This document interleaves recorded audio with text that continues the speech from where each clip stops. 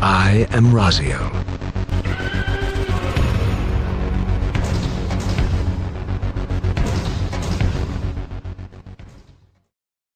What's up, you beautiful bastards? Welcome, welcome. And while this video is mainly aimed at people in my generation, millennials and Gen X, if you're Gen Z or even hell Gen A, hang around, you might learn a few things. This video is for you guys. It's a topic I have gone over several times on my streams over the last few years, so I've decided it was time for this video just to be spawned into existence, but I probably will have to keep repeating myself on streams. I've made my peace with that. This video's content is out of the ordinary for me, and it just needs to be said. Us older gamers, and gamers as a whole, have a lot of work to do on our health. I mean, a lot of the stereotypes about gamers being obese, overweight, unhealthy, unkempt people comes from a place of truth, just as all stereotypes do. And while I know that as we get older, our reaction times get slower, we die more to stupid shit in games, and our patience for retarded remakes that ruin our childhood classics starts to wear a little thin, but I'm not here to talk about things that we can't change. This video is about what we can, and what most of us neglect. Our own bodies. Things have changed a lot since we were kids. We've been under constant government psyops, fed bullshit lies like the entire food pyramid and that red meat causes cancer, etc. Pro tip, it doesn't. Most of our foods in the West are loaded to the brim with poisons and microplastics, and many jobs have transitioned from being all about manual labor to white-collar work. I'm a perfect example of that. Hobbies have also changed from being mostly physical and outdoors like they were in the 60s, 70s, and even the 80s and early 90s to sedentary, like our passion of gaming. But not only that, with streaming services and on-demand stuff such as straight-to-your-door shopping from furniture all the way to groceries, we rarely have to get off our asses for anything anymore. In fact, I'd wager that the vast majority of you watching this video, if you're older gamers, which I assume you are probably overweight or a complete obese fat ass. This, ladies and gentlemen, is unacceptable. Now don't get me wrong, I get it if you have the mindset of fuck it, anything that will get me off this rock faster is good in my book. I get it all too well. If you're feeling suicidal, you've come to the right place. But since getting into the best shape of my life personally, I have to tell you, everything gets better when you take care of yourself. And no, don't do this if you're maidenless or for the ladies without husbandos. Is that what they call it now? What is that? What the fuck is that? In an attempt to rectify that problem. It can help for sure, but it isn't the proper motivation. So don't do it for that. Do it because you care about yourself. And because if you don't have your health, you have nothing. And for my fellow Christians out there, do it because Jesus loves you and gluttony and sloth are sins, and he wants you to stop being such a disappointment, okay? For those of you who are new to my content, and trust me, this video is way out of the ordinary things that I usually make, you may be thinking, well, who the hell does this kid think he is? Of course he's saying this. It's easier to get in shape for someone his age. You're wrong, man. I'm almost 43 years old. But I'm here to tell you, no matter how out of shape, no matter how fat you are, no matter how unhealthy of habits you have, you're not beyond help. If I can do it, anybody can. Growing up, I was always a skinny kid. I was extremely active despite my gaming. I was skateboarding 5 to 8 hours a day after school, doing martial arts, etc. But like many, my metabolism shut off in my mid to late 20s, and I was eating like I was still a teenager. Of course, it didn't help that I was also in a hopelessly miserable marriage at the time and depressed as fuck because of it, but I digress. Regardless of the reasons, I simply was not taking care of myself, and I got fat, the heaviest I had been in my life. I'm 6'1", and I hit roughly 220 pounds, and this was pure fat, not muscle. Bear in mind, I was around 150 to 160 pounds all through high school. I felt gross. I felt sick all the time. Just to put it plainly, I knew and felt fat because I was fat. But around my mid-30s, I decided enough was enough. I didn't want to feel or look that way anymore.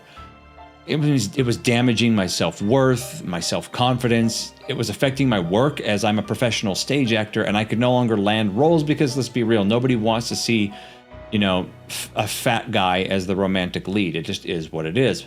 But most of all, I knew it just wasn't healthy, and it wasn't who I wanted to be. And I don't buy into that bullshit of people should love me for who I am. Well, sure, that's true. But is being a lard ass the sum of who you are? Is your weight who you are? No. In fact, in many ways, it's a representation of the worst habits you have. So let's cut the crap and get serious. And also note that love and attraction are not the same thing. You can love plenty of people and not be attracted to them. It's just... Anyway, I'm getting off on a tangent here.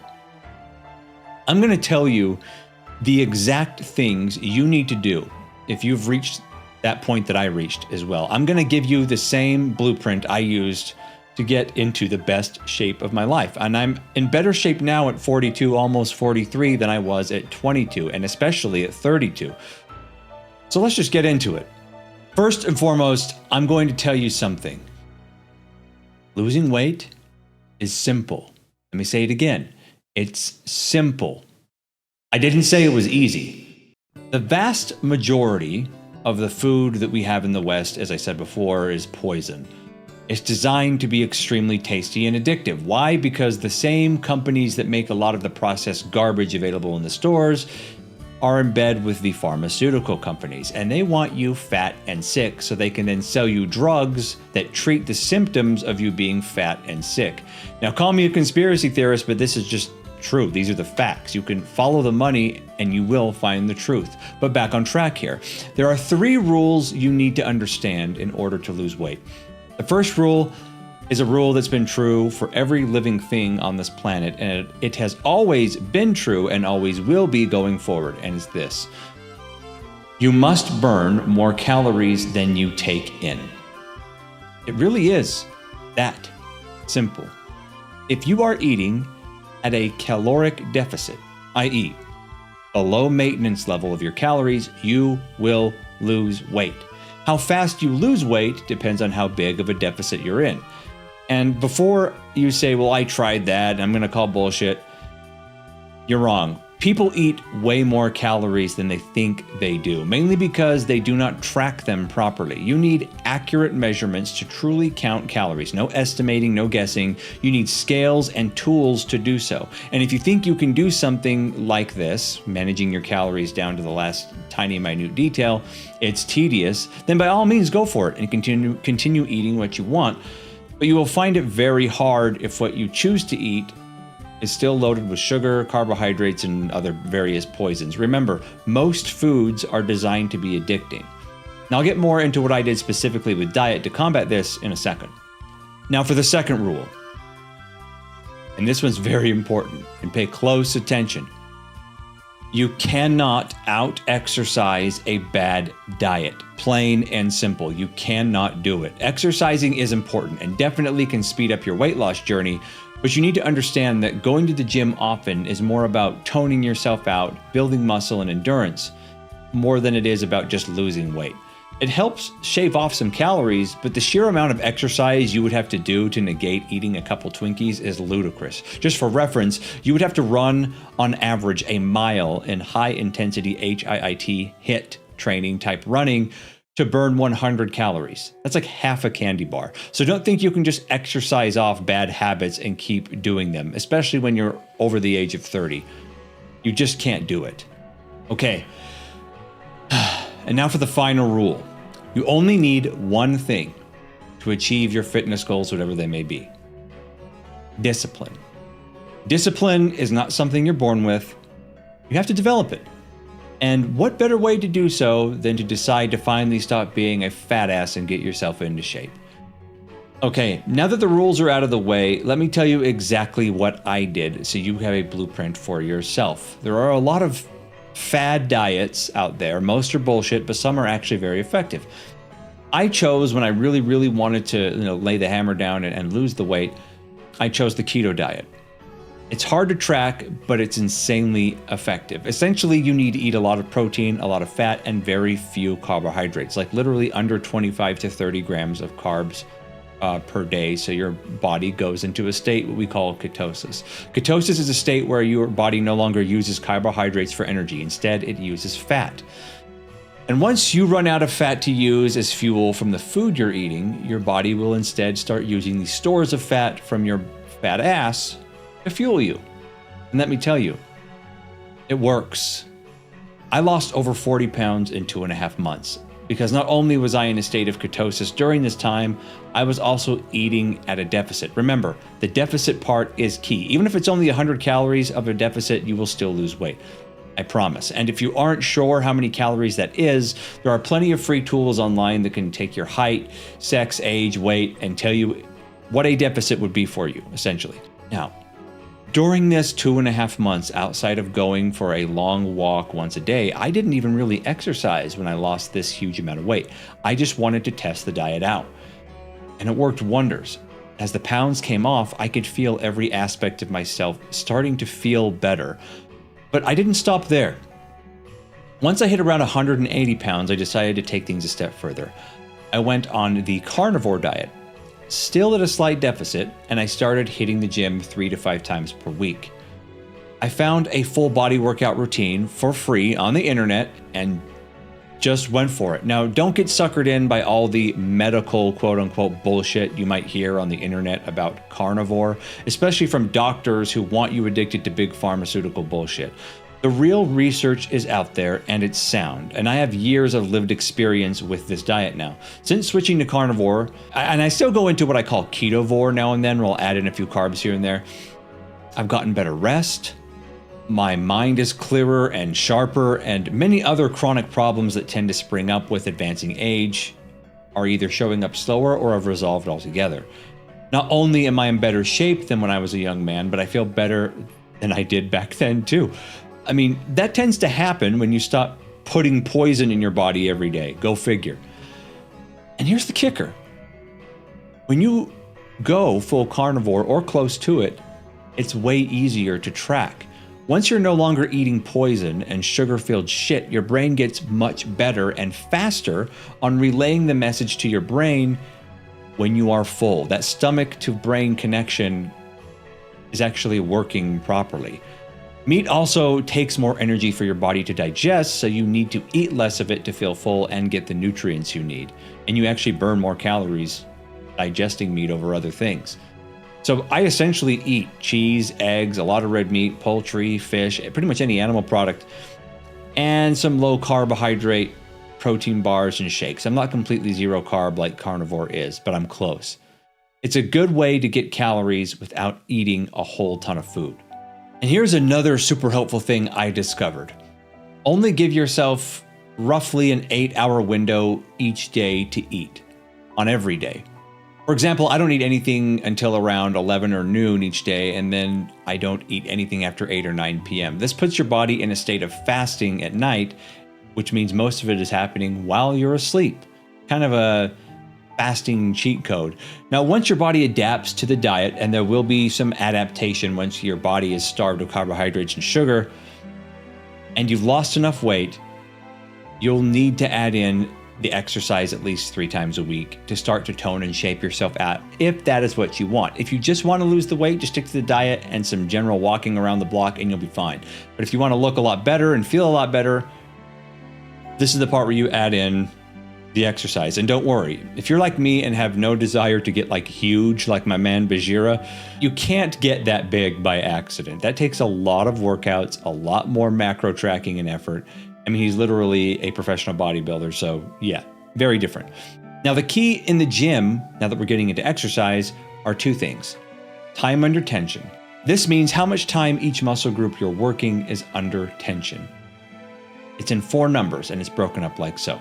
The first number is eccentric motion, which is the lowering phase when you're lowering the weight down.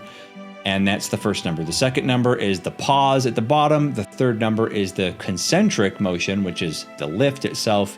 And the fourth number is the pause at the top. Counts you can do for hypertrophy. This is for muscle growth, strength, for like, This is optimal for most people. Then there's just straight endurance. And the tempo changes depending on what you're looking for.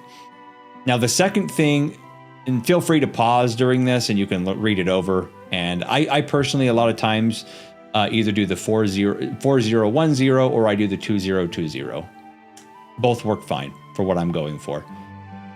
Now, the second major rule is what's called progressive overload. This essentially means each week you either add a rep to each set, or maybe just one set at a time, depending on how quick you want to increase, or a small amount of weight to each exercise that you do. Maybe 2.5 pounds per week you add, maybe only 2.5 pounds every 2 weeks, but you want to constantly be challenging yourself so that you improve.